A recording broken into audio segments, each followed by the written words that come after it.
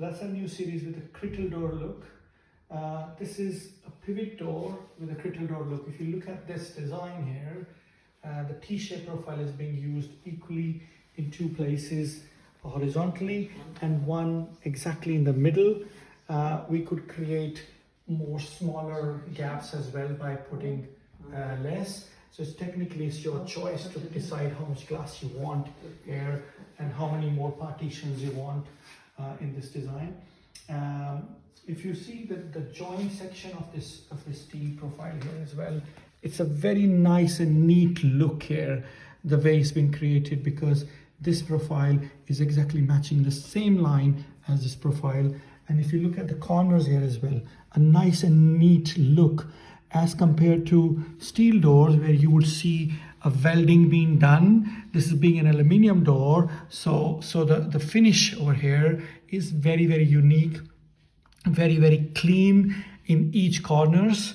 And that's the beauty about having an aluminium Crittal door as compared to a steel door, because you don't see any weldings. For example, on the handle, again, it's bolted inside and there's no welding anywhere done. There's no joints which you can see.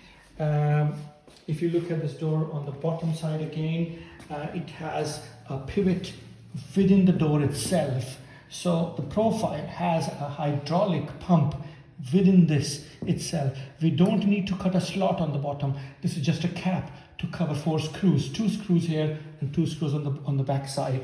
Technically, it's just a cap on top. We haven't created a big hole like that. So just 4 screws here, 2 screws on the top, 1 here and 1 on the other side, and your door is fitted. And the beauty about this is there's hardly any gap on each side or between the walls. There's no holes needed on the walls here, like a hinged door. It's just clean walls here, clean walls here. There's no other holes needed. And because you're not using a frame here and a sash here, and the frame and the sash, so you just see a small sash as thick as a couple of my fingers. So you get more glazing, more light to come in through your hallway. Whereas if you do a hinge door, you will have a bigger frame and a bigger sash, a bigger frame, bigger sash, and you'll see this much of glass in it.